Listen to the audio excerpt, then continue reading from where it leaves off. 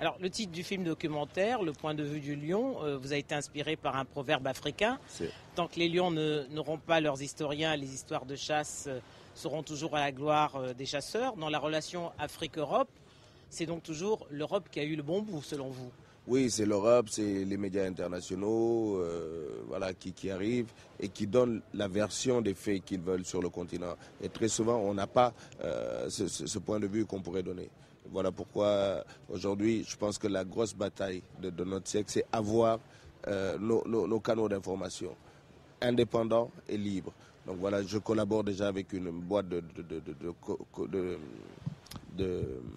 presse, une agence de presse qui s'appelle Afrique TV. Et nous, notre but, c'est de montrer aussi l'autre point de vue. Voilà. C'est des images de l'Afrique tournées par des Africains. Images de l'Afrique tournées par des Africains, pour l'Afrique et pour le monde. Parce qu'il n'est pas question qu'on reste dans un ghetto, mais donner une vision juste de ce qui se passe. Et pas qu'on nous dise, voilà comment ils sont, voilà comment ils se comportent, voilà ce qu'ils devraient faire.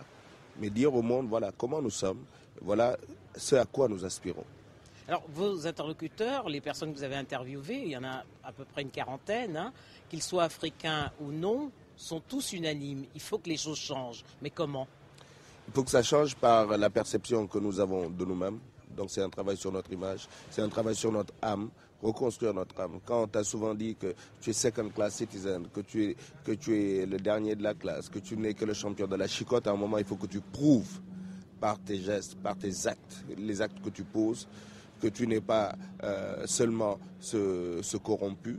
Quand tu es leader, tu n'es pas seulement le dernier de la classe, tu peux être président des États-Unis comme Obama, mais ça c'est juste un alibi, on ne peut pas s'arrêter à ça, et que tu peux être aussi dans tous les domaines meilleur que tout le monde.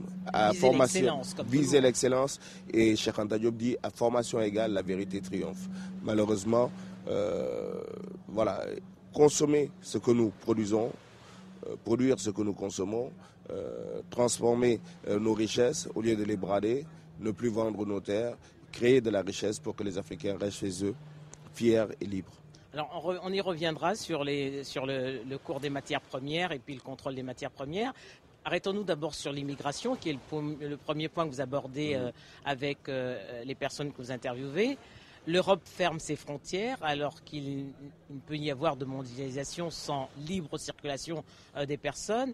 Mais ces jeunes qui risquent leur vie dans des embarcations de fortune ou alors même dans des trains d'atterrissage, comme on a vu en 1999, ces deux jeunes Guinéens vont chercher ailleurs ce qu'ils ne trouvent pas ici, alors que l'Afrique est riche. En fait, c'est tout ce qu'on dit dans le film. Nous sommes très riches et on n'arrive pas à profiter de nos richesses. Parce que quand tu veux profiter, par exemple, tu es Nigérien, tu veux profiter de ton uranium, on va te créer une rébellion. Et derrière ça, un coup d'État.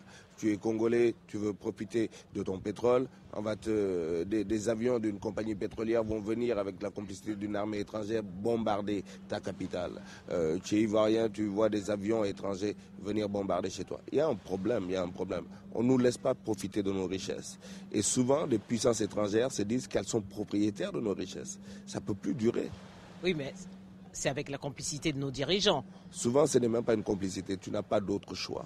Parce que sinon, il y a élimination physique. Lumumba a essayé de résister à une certaine époque. Il a été éliminé. Thomas Sankara, en 87, a été éliminé. Quand tu essaies de changer la donne, de t'opposer, l'élimination est physique. Et ça, il ne faut pas l'oublier.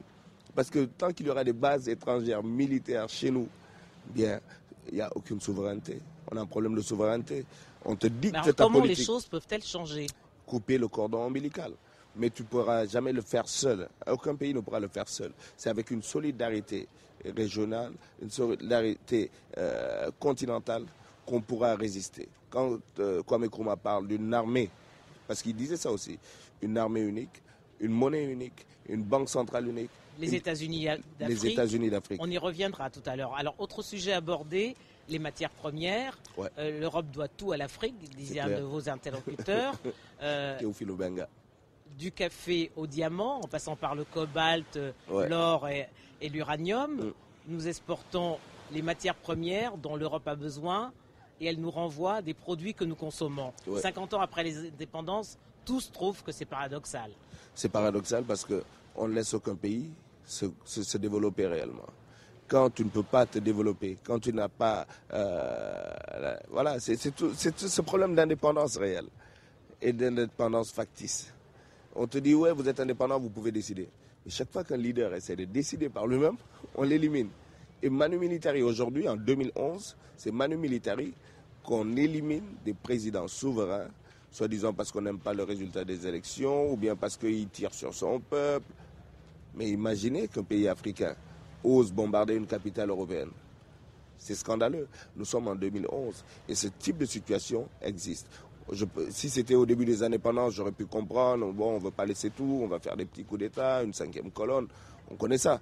Mais en 2011, ça continue. Ça doit nous éveiller, nous réveiller. Alors consommons ce que nous produisons.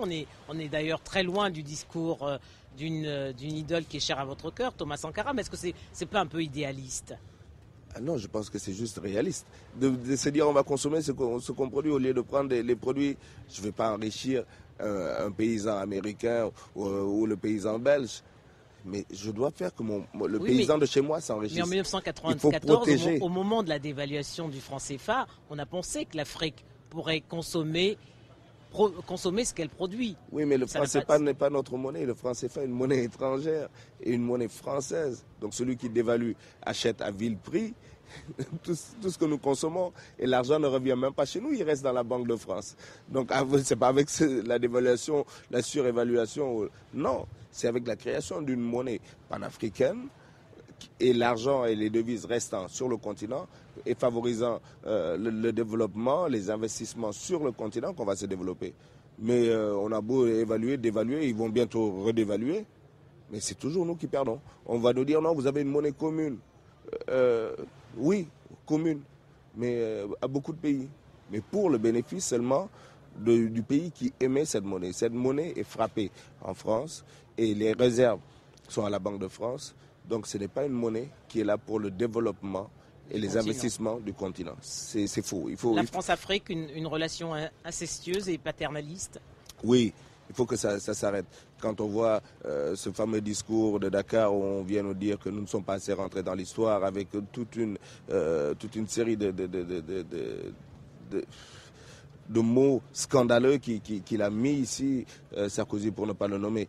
Didier Awadi, vous faites partie de cette jeunesse africaine qui ne veut plus recevoir de leçons de l'étranger. Oui, on ne peut plus accepter qu'on vienne nous donner des leçons tout le temps. C'est pas... Je veux dire, il faut qu'on nous respecte. Aujourd'hui, ce que nous exigeons, c'est du respect. À partir du moment où il y a du respect, il peut y avoir partenariat, il peut y avoir collaboration avec tous les peuples du monde. Parce que notre combat n'est pas un combat raciste. Il faut que ce soit clair.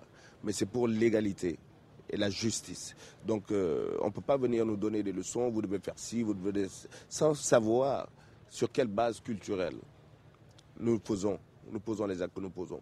Donc, c'est aussi ne plus accepter qu'on nous donne des leçons, c'est aussi bien se comporter, c'est ne plus prendre l'argent du peuple pour ses intérêts personnels quand on est au pouvoir, c'est ne plus détourner quand on est dans son bureau.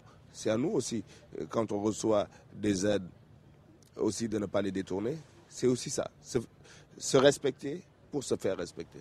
Alors, on parlait de la relation France-Afrique qui est incestueuse, mais aujourd'hui il y a un partenaire qui est de plus en plus présent sur le continent, c'est la Chine. Ouais. Or, la relation Chine-Afrique n'est pas plus saine. La Chine aussi est essentiellement intéressée par les matières premières de l'Afrique et non pas par son développement.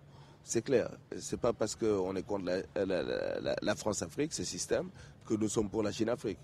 Pour moi, c'est exactement pareil. C'est exactement pareil. Et c'est encore plus scandaleux parce que les Chinois sont en train de prendre toutes les terres. Et en 3 ans, ils peuvent te détruire toute une économie locale. Ils achètent les terres avec le consentement des États. Avec le consentement des États, avec des élites non légitimes. C'est le combat que nous menons aujourd'hui, c'est contre ces élites sur le continent. Qui bradent les États. Qui bradent, qui vendent et qui après partent, ou bien veulent rester au pouvoir par la force. Le combat, ce n'est pas seulement contre la Chine, contre la France-Afrique, contre toute forme de colonisation, de recolonisation par les capitaux, c'est contre toute l'injustice qu'il y a. Et donc il faudra se battre et savoir que ce n'est pas parce que les Chinois t'offrent un stade qu'ils sont plus gentils. Ce n'est pas parce qu'ils ne se mêlent pas de ta politique que tu dois continuer aussi à piller ton peuple. Voilà. Et donc pour moi, ils sont aussi dangereux, sinon beaucoup plus dangereux parce qu'ils sont beaucoup plus rapides pour détruire une économie locale que ceux qui sont là en train de nous piller depuis très longtemps, quoi. Je veux dire, c'est l'image de cette Catin qui se fait violer à tour de rôle par beaucoup de clients.